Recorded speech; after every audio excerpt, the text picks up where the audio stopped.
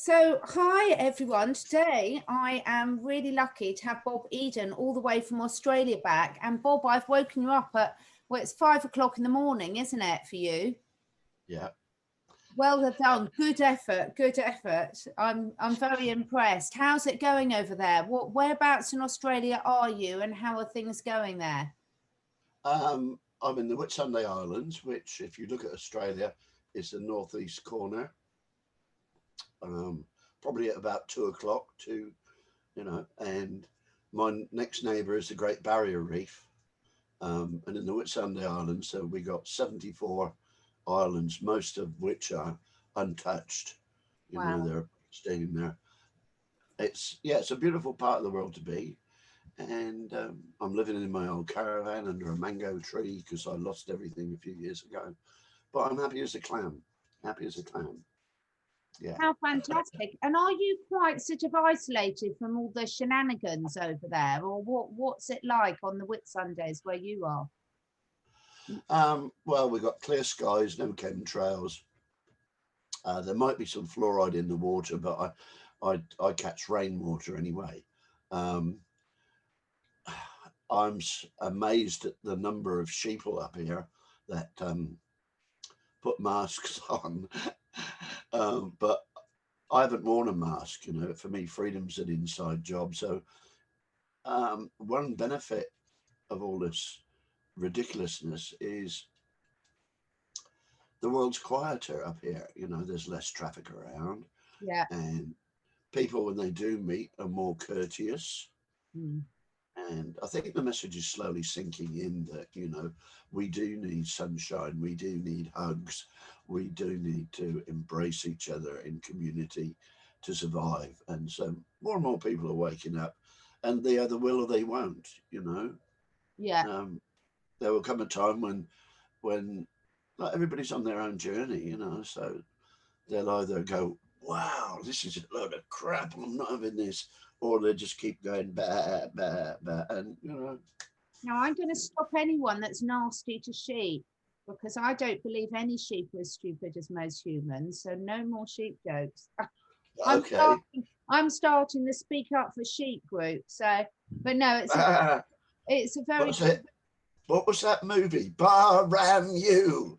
Ram You. It Oh, was I a don't know what that means. cartoon movie. I love Wallace and Gromit. I love the sheep and Wallace and Gromit. Yeah, Is that the yeah, one? I do. I do. Yeah. Right.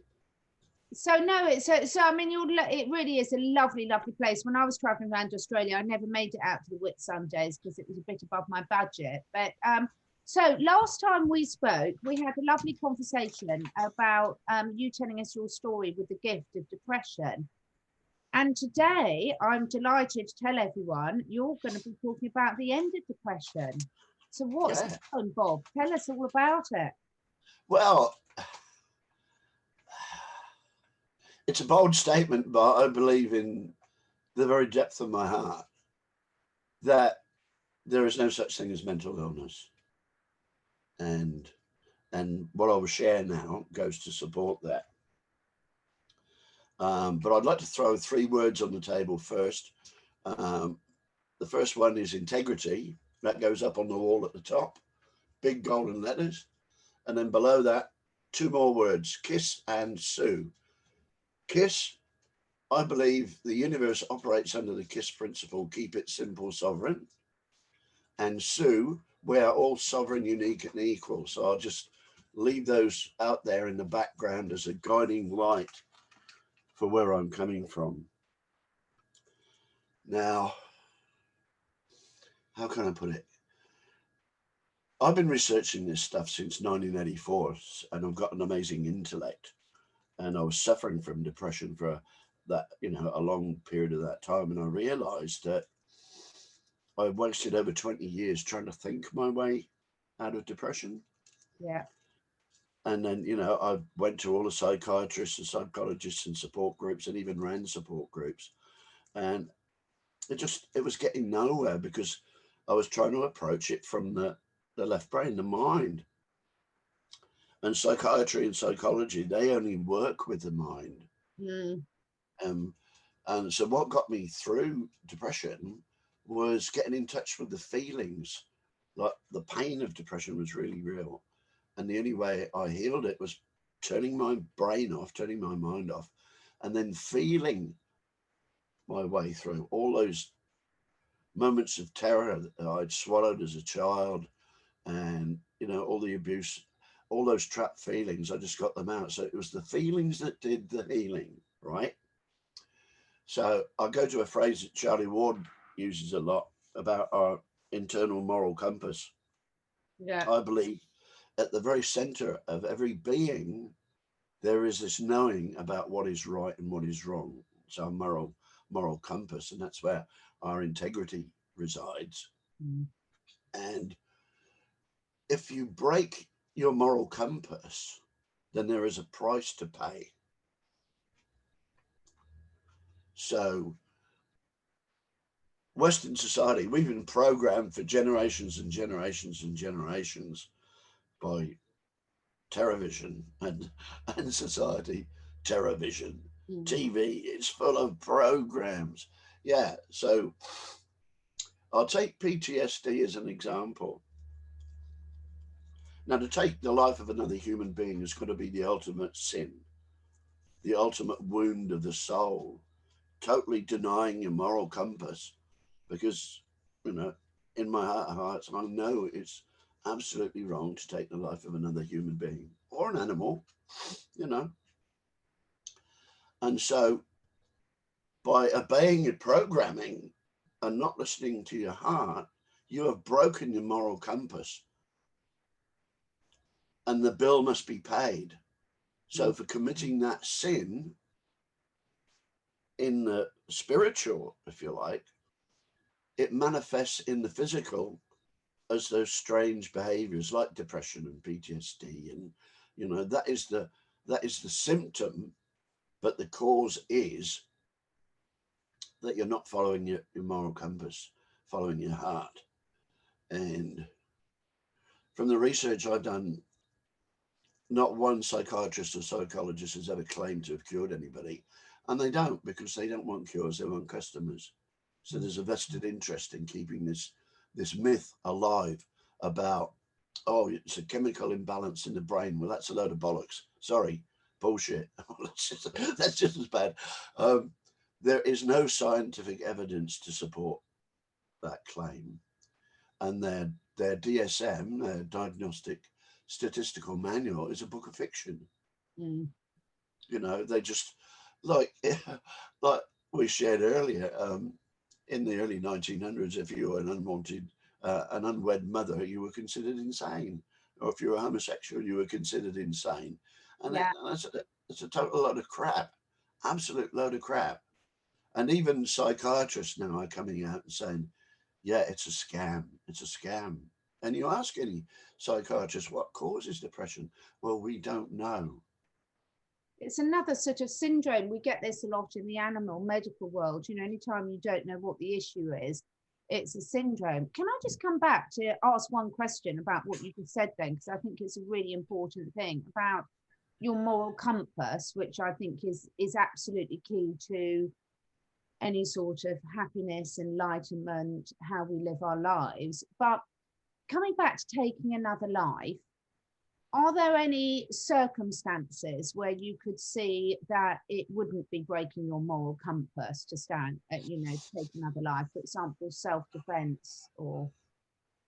But if I look at the world that I want to live in, where we all live in harmony and community and mutual respect, then that situation would never arise.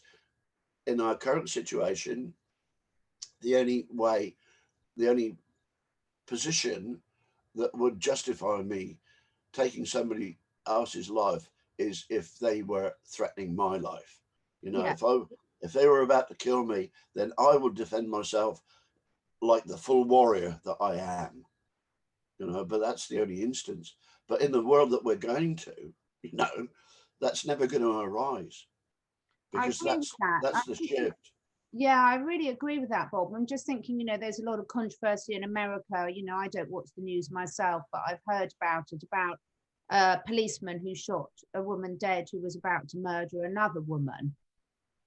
So by him taking the murderer's life, he saved the life of the innocent person. So it's interesting, isn't it? It's a complex, you can see how complex these dilemmas are in people's lives and these decisions people have to make. I mean, personally, if anyone one of my children, I know I could do anything to save their lives quite happily and without breaking Well, compass. why do police need bullets? They don't. They could use tranquilizer guns. That's a very good point. That is a very good point, actually. They really could use tranquilizer guns, and that is a perfect scenario. Yeah. Yeah. It's looking outside the box, isn't it? We're so used to with everything that we're programmed, as you started off the talking to, we're programmed to thinking it's A or B, when actually there's an infinite number of solutions that most of us haven't even thought of. Yeah. Yeah. Well, going back to, I'll pick another ADHD. Yeah. Childhood is not a mental illness. Like when I was a young tucker, you know, I was so full of beans, I ran everywhere. And then you got to go to school and sit still for about 4 hours when all I wanted to do was run through the forest. Yeah. You know, and now they call that, oh, he's got attention deficit. You know, Instead of no, asking, he hasn't. He just wants to run and play. So yeah, how about they have PE and sports in the morning so that the kids get all the energy out, and then they'll sit relaxed in the afternoon. You know, and they've expelled it. You know, just completely follow following the nature. normal rhythms. You know, most humans, like most animals, will, I say, exert their energy. We'd be out hunting, we'd be gathering, we'd be doing our jobs, and then if you were lucky enough to have a nice lunch, you'd rest after lunch to digest your food, sort of thing. You're so right. It's so ridiculous where we see the symptom as the child that can't sit still, instead of saying how ridiculous it is that we're even asking them to sit still in that circumstance in the first place. I see it the whole time, Bob, with animals, Yeah, and people yeah. saying that my animal's got a behavioural problem, and me trying to explain, no, the animal hasn't got a behavioural problem. You have an expectation problem, which is a completely different scenario. So it's fascinating, and I'm loving at the moment. I'm absolutely loving the discussions with people where we can question these ridiculous norms that we've been led to believe are rules, which they're not. Well, where I've got to in my own journey, Catherine, is I live in heart space, which just means for me, I bet my life on trusting my intuition. So, and now I do. You know, there's no doubt. And also, I listen to and obey my body. Yeah. Now, my body's always telling me stuff. Now, when I was in the Matrix, you got to push through the pain. Oh, you got a, you got a backache or something, taking all these painkillers, but you got to work. You got to work. You got to, and that's just absolute bullshit. And now I'm fortunate enough. No, not fortunate enough. I have created a lifestyle where I am free to totally obey my body. Yeah. So when my body's tired, we sleep. And when my body's awake, we play. And it's that. Keep it simple, sovereign. You know, life is supposed to be simple. I don't see dolphins stressed out with time managers and mobile phones and having to dash from one meeting to another. You know, they just swim and play. Like, we're the only species on the planet that's pushing ourselves towards mass suicide, only because we're following the programs and not following our inner knowing, following our hearts. And the interview I did with Shay the other day, which I titled "The End of Depression," for me was like put a line in the sand. It meant I got closure on my book, and I can start writing the next one. But also, I have cast that spell out. This is the end of depression. This is the end of this lie that is mental illness, because there is no such thing. Mental illness is just the result of you not living your truth, not living in harmony with nature, Yeah. worshipping science and technology instead of getting your hands in the dirt and go barefoot and go skinny dipping and living a natural life. So people call this the Great Reset, the Great Awakening. For me, it's more like the Great remembering who we were and how we used to live and work together. Do you know, So yeah, that is really poignant for me, what you've just said there about the great remembering. I've had sort of 2 weeks of literally remembering, from whether you call it from past lives, whether you call it from inner knowing, whatever, however people want to label it. But it's been really incredible when you suddenly realize that I'm not even going to incrementally just make little incremental changes. I'm just going to throw the book away completely. And as you say, follow your inner guidance. And it's so sad that we've moved so far away from that. I mean, when you look at the way most of our children, they're dragged up, they're ready in the morning, they're rushed to get off to school, they follow a program that doesn't suit them at all and is completely unsuited for the world that we live in anyway, whether in any way, for creating a new world or for living in the existing world, whichever way you look at it. And it's fascinating when I watch my animals. I mean, as you know, I'm lucky enough, like you, to be surrounded by animals, and it's really fascinating to watch them literally following their guidance. My dogs will get up in the morning, they'll have a lovely walk, then they'll have their breakfast, and then they'll sleep and they'll rest and they'll digest their food, and then they'll listen to it. It's just beautiful to watch. And as you say, we've got away from those natural rhythms that really serve us and make us thrive. And we're so used to living by rules that actually, for most of us as adults, okay, children, different position. A lot of the time you're bound by what your parents allow you to do and don't allow you to do. But when you look at most of us as adults, a lot of that box, those constraints we put ourselves in, they're not actually real. I know you could argue the case that if you're in an employed job and you've got to be at work at a certain time, but again, how many people have the conversation with their bosses and suggest something different? well, when I worked for ESSO at their research facility in the UK, and I worked there for 13 years, and the best company I ever worked for, and it was a beautiful country estate. It was the old Singer sewing machine family's estate, but ESSO bought it and turned it into the best engine test laboratory in Europe. And it was a great place, great place. And my mind was having a ball there, but we had flex time. Mm. So we contracted, with the company that we would do 37 and a half hours a week, but we could negotiate. Like I could work a 12-hour day,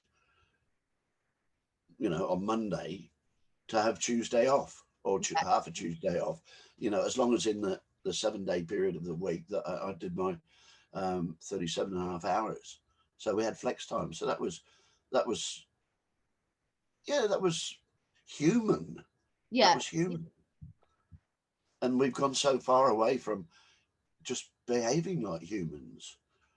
I'm a human being, not a human doing. Mm. But especially for men, they get their whole self-worth from doing, from producing. Oh, I've got to produce 100 widgets today, otherwise I'm no good. They've internalized this. They've got to produce. You don't. I don't have to do anything to justify my existence in this paradise. Just being is enough.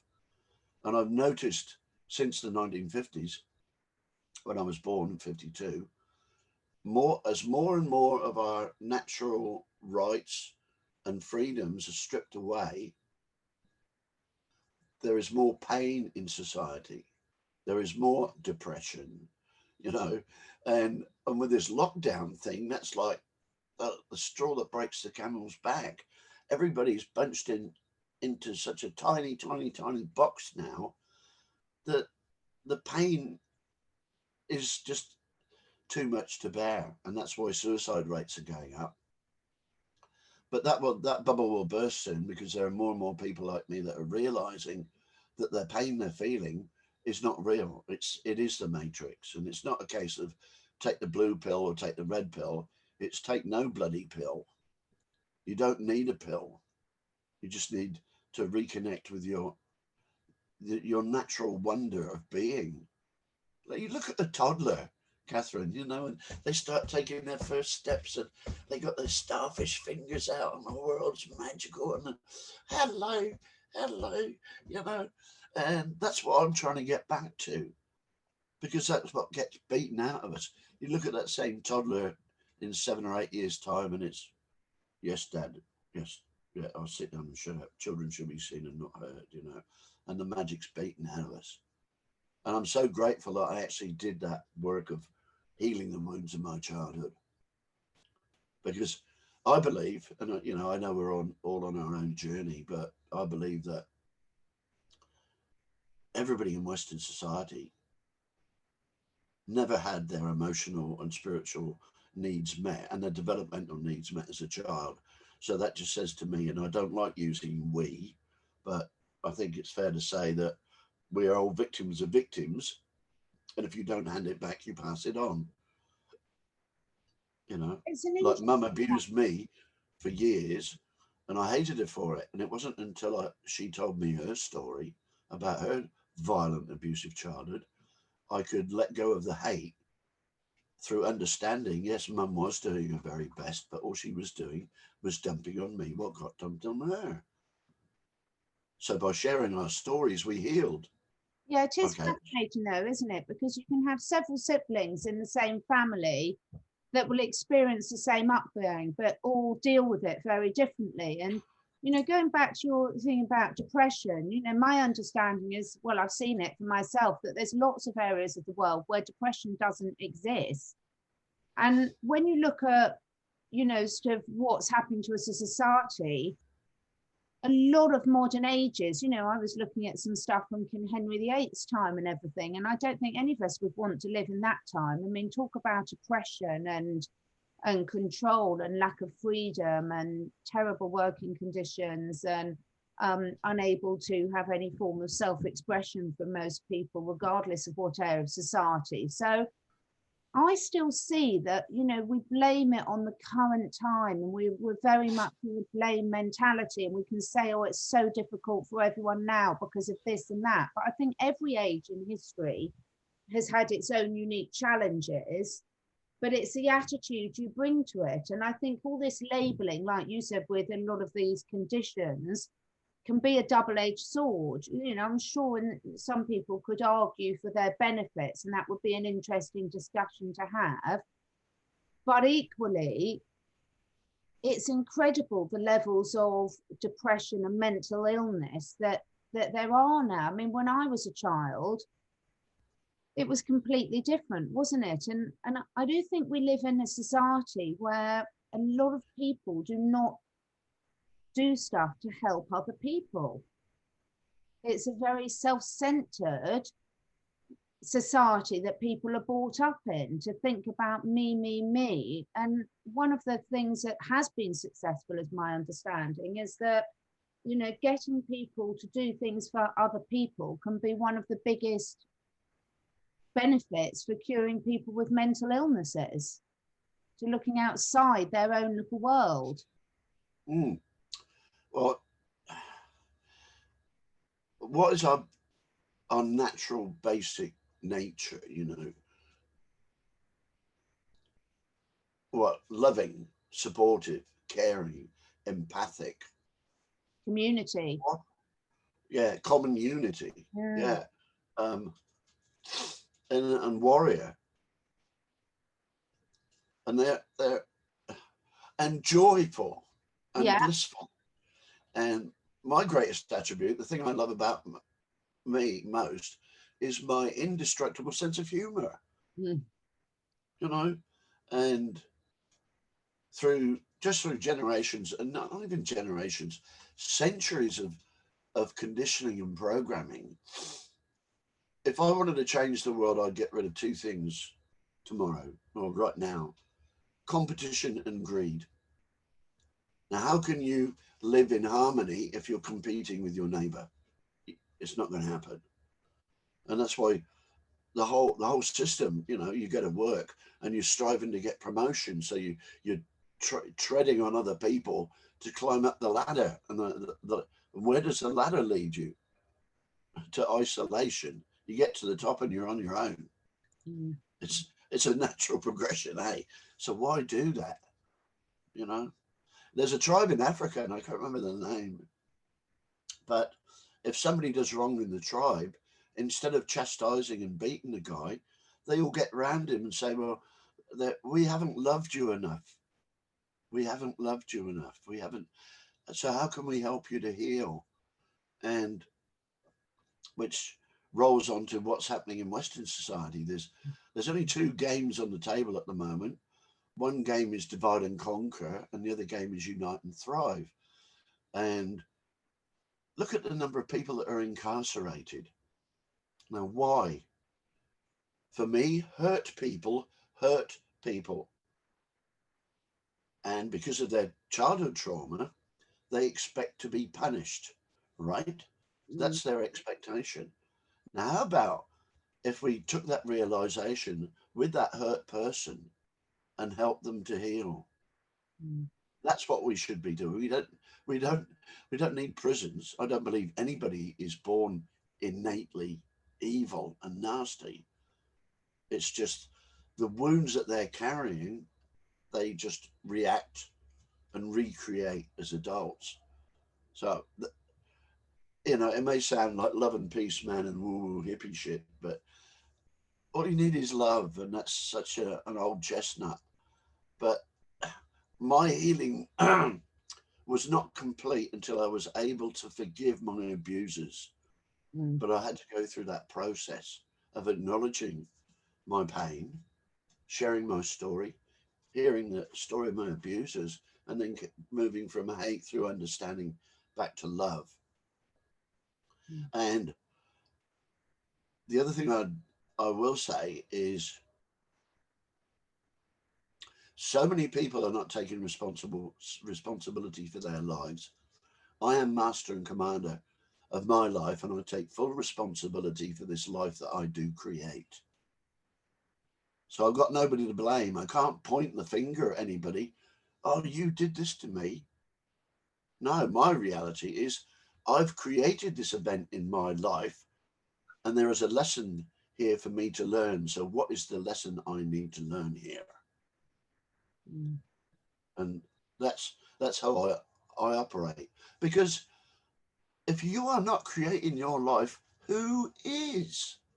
I think Hey, this is such an important point, and it's something I've really, given an awful lot of thought and feeling to over the last year, because I see it all the time. And just going back to a couple of points you raised there. One, the love is really important. I mean, when you work with rescued and traumatized animals, by showing them the love is the quickest way to the healing. You're not going to get there through discipline and more fear tactics. And it's so, so powerful. Really, really powerful. And that is definitely the same with humans. But one question I wanted to ask you about what you've just said is, what have you learned along your journey about boundaries? absolutely essential. As I said, I'm sovereign, which means I'm my own kingdom. Mm. I have my own boundaries, one of which is my skin. That's my physical boundary. But I have my energetic boundary. And um, a lot of people don't have boundaries at all. They're Yeah. total space invaders. Just look at America. Sure. Oh, Bob, that's my mouth. But yeah, boundaries essential. Having good boundaries, and for me, my boundaries are the golden frame around the masterpiece that is me. That's how I look at them. Because I need to know where I finish and you begin. And without boundaries, you can't make that distinction, can you? No, and it's really difficult because, if people don't have boundary standards. So, you know, where do your individual boundary lies with your integrity? What will you let go and be lenient on? What's your absolute no point? And I've seen a lot of conflict in people with this recently, because, you know, just take something very simple about wearing the mask or not. You know, how many people do you know that sort of don't believe it does any good at all, but are just prepared to go along with it because it's easier? And in every aspect of our lives, when we're interacting with other humans, with trees, with animals, with everything, if we don't know where our own boundaries lie morally, behaviorally, physically, then it makes it really, really difficult for any other species to interact with us, I feel, because you're giving out conflicting signals. Precisely. Yeah, for me, boundaries are really simple. It's if I'm in a dialogue with somebody and they're being really abusive or being judgmental, I'll say, "Whoa, hang on, brother. You know, if you're going to carry on like that, I'm out of here. You know, but if you want to have a meaningful discussion, let's drop the judgment. You share your truth, I'll share my truth, and we'll look for some common ground to try and find a win-win situation." And I like the example that relationship counselors use a lot. And I don't know if you've heard of it. It's the toothpaste tube. Have you heard of it? No. Oh, okay. It's a lovely little example. No. I'm in a relationship with a beautiful, loving lady, and the honeymoon's over, so we're both fighting in bed. You know, it's 6 months have passed, so we're being real with each other. But it really pisses me off because she keeps squeezing the toothpaste from the middle of the tube. You know, that really pisses me off. It's only a little thing. So I say to her, "Hey, darling, in future, could you roll the toothpaste up from the bottom instead of squeezing it in the middle because it really pisses me off?" Now, I've got that out. I've got that emotion out. I've not swallowed it down and put it in the pressure cooker. So it's out, released. Now, she can hear what I say and acquiesce and start rolling it up from the bottom. Or she can say, "Well, stuff you. I'm going to keep squeezing it from the middle." Or we each get our own tube of toothpaste. So there is always a win-win scenario. There's always, but the most important thing for me is to get the feeling out in the moment. Get the feeling out. Don't, any feelings that you swallow will one day come back and choke you. That has been my experience. Yeah. Get rid of the pressure cooker. Luckily, I'm good at getting rid of that pressure cooker. I must have Italian blood in me. I don't have any trouble expressing my emotions. Magnifico! Yeah, it's normally written all over my face, as I've been told many times. But no, it is very important. And, you know, a lot of people don't know how to feel their emotions, do they? Because particularly, again, I'll take a lot of youngsters. You know, so many youngsters are so attached to their electronic aids and things. They've lost touch with themselves, I would say. And it's not just youngsters, it can be people in office jobs, etc. But a lot of people really struggle to know what they're feeling, don't they? And to express that. Well, again, go back 50, 60, 70, everything that's happening in this well-planned, well-structured campaign to numb us out, put us all under control. It's been going on for centuries. These guys are clever. These guys are clever. And the answer is so simple. And the Egyptians knew this as well.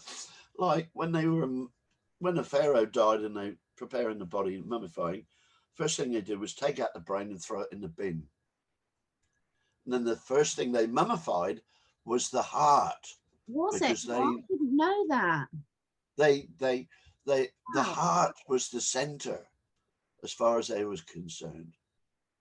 And even science now, you know, can measure the aura of the brain, what it's radiating out to about a couple of inches. Yeah. But the heart, they can pick up feet away. Now, I was just working. It's the greatest source of energy. I was working today with a client today on exactly this, the most amazing lady and her lovely dog. And we were talking about this, and dogs have got the biggest heart to body mass ratio out of any animal they've measured. And horses' heart radiance electronic field goes out so far, it's unbelievable. But we were having this exact conversation about how much more the heart radiates out than the head. And you can imagine from an animal's perspective, where they're so heart centered and that's where they live for, how confusing it is to live with us. But it's confusing for us because this is deliberately scrambled so much. And, you know, we put in Western society, all the credit and the accolades are put on in intelligence, however you monitor that, and nothing on your heart, your intuition, your compassion, etc. And there's a bit of me, I hate to say it, and I'll get shouted down for this, but you've got to admire the evil lot, because their plan has been quite brilliantly executed. It's been brilliantly devised and brilliantly executed. Yeah, it's drip by drip. Yeah. How do you eat an elephant? One bite at a time, and that's what they've been doing. They've just been nibbling away. But I live in heart space, and I used to live in headspace in the Matrix. For me, headspace, thinking is headspace, feeling is heart space, competition is headspace, cooperation is heart space, religion is headspace, spirituality is heart space. And living in heart space now, and I have mastery over my mind because I just treat it like my little dog, you know. Living in heart space, I no longer need to meditate because there is no monkey mind chatter going on, because my little monkey mind is fast asleep in his basket. And when he wakes up all keen and eager, I'll send him off on an errand. So, you know, I am master of my mind, and I'm a good parent of my mind. But my mind is only one of the tools that I have in my toolbox as the spiritual mechanic. It's so true, isn't it? It's so true. And, you know, I can see, you know, the things that I used to value as important 20 years ago bear no resemblance, although the core was always there. You know, the core of us is always there. It's just sometimes gets very hidden, and it can be confusing. So just like if you've got a dog who's got a parent or owner, whatever you want to call it, that's giving out conflicting, unclear messages to that animal, the dog doesn't know where the boundaries are. The dog doesn't know what's acceptable. And I think that's exactly what we do to ourselves. We're so caught between how we think we've got to behave and react in society, and the reason we're caught is that's conflicting with what our internal, our heart, our soul, our intuition is telling us. So most people are caught, whether it's consciously or unconsciously, in this conflict, do you think? Yeah, well, people have got to make this choice, haven't they? Is it worth all the pain that they're feeling in their life? And they've got to get real with themselves, you know. Denial is not a big river in Africa. Yes. they got to get real with themselves and to say, well, look, am I willing to keep living this life in pain in exchange for a weekly paid packet? Exactly. And somebody else to wipe me ass, you know, or do I stand as a sovereign human being? And one thing you said about intelligence, I love the Bible. It's a great book of myths, but like all myths, there's some real gems in there. Now, Adam and Eve got kicked out of the Garden of Eden. I haven't seen them in my garden, but for eating from the tree of knowledge. So that just says to me that the pursuit of knowledge is the original sin. Yeah. Okay. So within the silence of my heart, I've found a place I call my knowing. And it is a feeling. It is a feeling of connection to source. And it's where I get all my downloads from and all my little insights from. So for me, knowledge is headspace, or the pursuit of knowledge is headspace, Yeah. but knowing is heart space. I know who I am, and from that, for me, freedom is an inside job. Sure, the cops could come and arrest me, but they can't take away what I know to be my truth. You know, freedom is an inside job. But you don't get it by sitting on sitting on the lounge watching the plasma. You got to go in and do the work. You've got to go in and do the work. You've got to connect with nature, whatever resonates with you. But you know, this, I think this is key to everything that's in the moment. So we've got all these debates going on. So I trained as a biologist. I love understanding on an intellectual level how things work.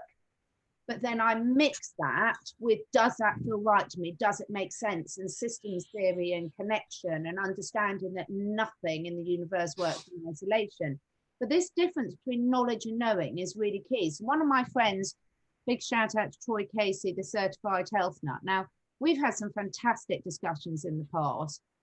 And it's about when you have that internal knowing, you don't need to justify yourself to anyone. So we're so used to being battered down by, can you research, can you name the research, can you prove it, can you doing this? And that has never been what life's about. If you're in your survival instincts, you don't need to prove to the other members of your tribe that there's a lion about to eat you. You know it, and you will follow that. And I think this is where we've gone so wrong of valuing that knowledge over above the knowing, and the balance has completely gone, hasn't it? And if we get back to listening to our internal knowing and trusting ourselves for that, then so many of our problems will disappear just literally in an instant. Well, the best thing that Eckhart Tolle ever said, and he's turned into a spiritual parasite, but I won't go there. Yeah, we won't go there. Yeah. The best thing he ever said was, totally let go of the need to understand anything. Yeah. Because that is so liberating. You know, so I've got a computer. I've got a computer. I don't know how it works. Well, I actually do, but yeah. You know what I mean? I don't know how it works, but I know what it can do. So I value it for its utility. Yeah. I don't need to know, you know, the minutiae. And for me, science and technology are a construct of the mind, but the mind is only part of me, and I am a direct construct of creation. So there's that hierarchy there. So science can never, ever explain creation. It just can't. It never can. But that's what psychiatrists and psychologists are trying to do. They're trying to explain what's normal human behavior. Well, hey, we're all unique. Get over it. There is no such thing as normal. And normal in what circumstances? You're trying to expect a person to behave in what they classify as normal in a situation that doesn't suit us at all. I'll take it back to the dog example. You know, what people call a normal behavior and what they don't want. Classic example is, I don't want my dog barking. Well, it's communicating. What do you want? The burglar coming in the door. You know, make your mind up. It's like we try and fit normal into a completely abnormal way of living. The way most of us are living is not normal at all. It's just not normal. It doesn't suit us. The results speak for itself. If it was normal and it suited us, we wouldn't have this epidemic of mental illness or of physical illness. And it's hysterical. They're trying to make a round peg fit into a square box. It's incredible. Oh, I see your little doggy in the background. So tell Charlie. me, in terms of this, because I think this is a really crucial, because obviously this is going to hit home with a lot of people who have been labelled either by themselves or others of having a mental illness. And it can be quite challenging to sort of, you know, suddenly have someone telling you there's no such thing. So what would be some of the, I know you've touched on some of them, but say you were speaking to someone now that was thinking they were suffering from a serious depression, and who's been told by the professionals that there's a chemical imbalance in the brain. What advice could you give this person? Where can you Okay, start? there's one question, one fundamental question I asked myself probably about 15 years ago was, Bob, what's the longest relationship you've ever had in your life? And the answer was simple. It is with me. Mm. Ergo, I am the only expert on my life. And so why am I listening to these fuckwits telling me there's something wrong with me? Mm. And that was an opening. And the so-called professionals, for me, the only experts on depression, on PTSD, are the normal everyday people that have worked their way through by going on their own hero's journey, facing their demons and turning them into angels, You should see what John facing the fears, is going. facing their fears. He's having a ball. He's Yeah, going. Yeah. Sorry, I am listening. It's very serious, but it's hysterical. Yeah. yeah. And the biggest stumbling block I had when I had my first panic attack was the power of these feelings were just so overwhelming that my body didn't know what to do. So it was, I was, arms and legs were going everywhere. And I was so frightened. I didn't know what to do. And so I went to the doctor and he said, well, you've got depression, take these drugs. And that was okay initially because they actually disconnected me from the power of the feelings. But then when I realized that I'm the only expert on my life, and I healed the wounds of my childhood and got rid of those deep down trapped feelings, I then noticed that my biggest fear was the fear I had of how powerful my feelings were, but the power of my feelings is just a direct measure of how powerful I really am. Yeah. Yeah. And so I embrace them, don't cross me because that Johnny Green Giant's got nothing on me. I could lift an aircraft carrier, Sometimes that's the power of me, and I'm content with me. So and because I'm content with me, I don't have to compete with anybody. I've got nothing to prove. I don't have to justify anything. For me, the only place for labels is in the supermarket. So I know what I'm about to eat. How can you put a label on somebody that's unique? That's the only label. You are beautifully unique. That's the only label. It's only ego that wants to judge, oh, I'm better than you. You're just a road sweeper, I'm a clinical psychologist. Yes. All this one-upmanship bollocks. Fit in anyway. I don't want to fit in.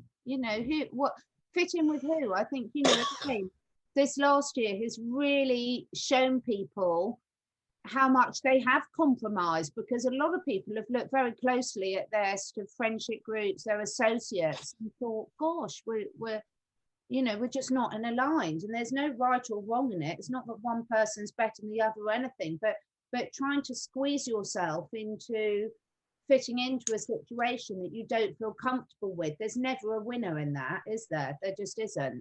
It's a losing situation. But when you realize that it's absolutely fine to be yourself, and then you will attract and the right things to you. Again, the struggle goes, doesn't it? Yeah, well, I've just come to the conclusion that I can't wake anybody up, and I've worked as a counsellor. The best thing I can do is just let my own light shine. And what I know is whatever I radiate, I create. So I consciously choose to radiate joy. And the more I do that, the more joy there is in my life, the more joyous people I meet. Instead of these The more 50-year-old dog you've got. Yeah. Instead of all these 50-year-old, 5-year-olds, Yeah. are still stamping their feet and ranting and blaming the world for their miserable life. Well, you're creating your life. Get used to it. Take charge of it. Become master and commander of your life. Because if you're not in the driving seat, well, who is? Yeah, and someone else will be. Yeah, and who is really appropriate, like the World Health Organization. Yes. Oh God, there's a lot of fun acronyms we can have for that. We better not say it in this video, otherwise I'll get banned again. So I'm working hard not to get banned again too quickly. But yeah, so that is fantastic. So you've given some really good practical advice to people. How can people contact you, Bob, if they want to find out more? Bob Eden on Facebook. Yeah. Or just do a Google search or DuckDuckGo search for The Gift of Depression, Bob Eden, and all my interviews will come up there. But the best way is just send me a friend request on Facebook. And because, I'm never sure where my phone is. I won't have a smartphone. I just think it's silly to put a miniature microwave cooker up against my brain because microwaves cook meat from the inside out. That's just another way they're numbing us down.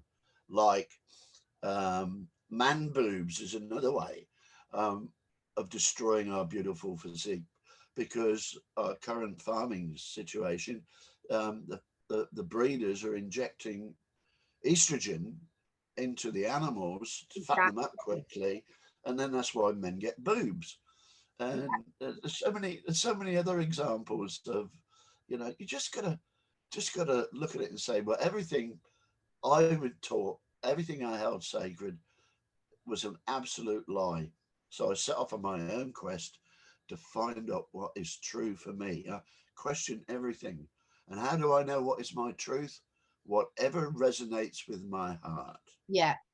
If this feels right, it is right. I don't think about it. I don't think about it.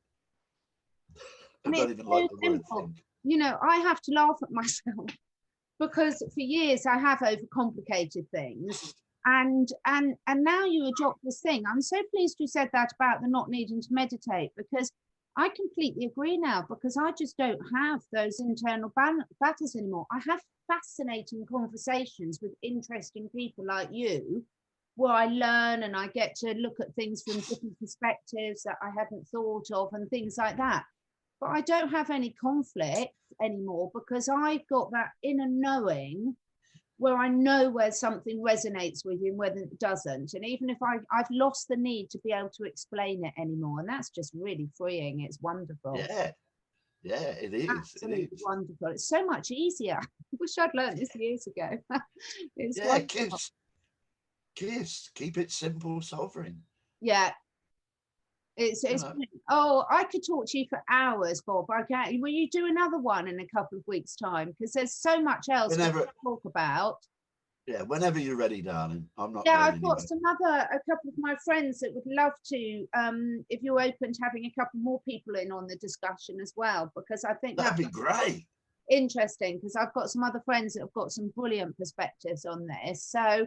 Yeah, I really appreciate it. And it's really lovely. And what I love about you, I mean, I've spoken to you quite a few times now, only a couple of times on camera, but it's so authentic. And you've been through the journey and you've learned what works for you and you're applying it in everyday life. And as I said, the proof is in the pudding. Every time I've spoken to you, your dog has been having the most joyous time behind you. And that's because of the...